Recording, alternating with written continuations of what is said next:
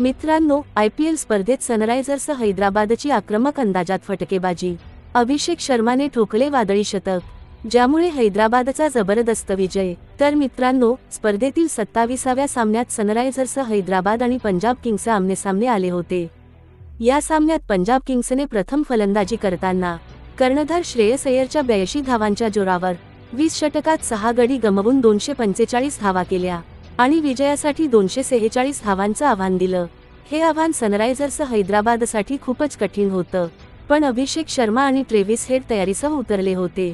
त्यांनी या धावांचा पाठलाग करताना पंजाबला जोरदार उत्तर दिले. पहिल्या विकेटसाठी या जोडीने 12.2 षटकात 171 धावांची भागीदारी केली. ट्रेव्हिस हेड 37 चेंडूत 9 चौकार आणि 3 षटकार मारत 66 धावांवर बाद झाला. त्यानंतर अभिषेक शर्माचा झंझावात सुरूच होता. सनरायझर्स हैदराबादने 18.3 षटकात 2 गडी गमावून दिलेलं आव्हान गाठलं. त्याआधी अभिषेकने 40 चेंडूत शतक पूर्ण केलं.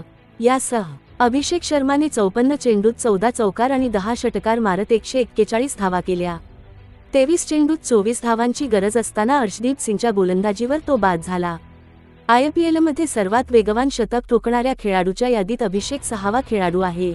अभिषेक शर्माच्या ऐतिहासिक खेळीमुळे हैदराबादने पंजाब किंग्सवर 8 विकेट्सने मोठा विजय मिळवला आहे.